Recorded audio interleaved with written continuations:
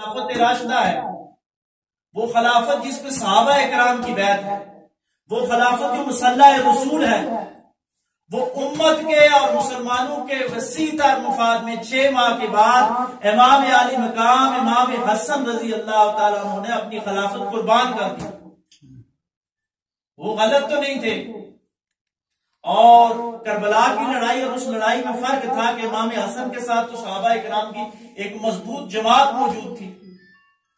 اور امام حسن اگر ریزسٹ کرتے اپنی اس کو خلافت کو بڑھاتے تو ان کے پاس وسائل بھی اس وقت موجود تھے، کیونکہ حضرت علی کے کیریئر کو وہ کنٹینیو کر رہے تھے، لیکن انہوں نے اپنی خلافت کو امت کے اور مسلمانوں کے وسیع تر مفاد میں قربان کر دیا۔ یہ 2 لفظ میں کہہ رہا ہوں، امت کے اور مسلمانوں کے وسیع تر مفاد۔ صوفی وہ ہوتا ہے جو امت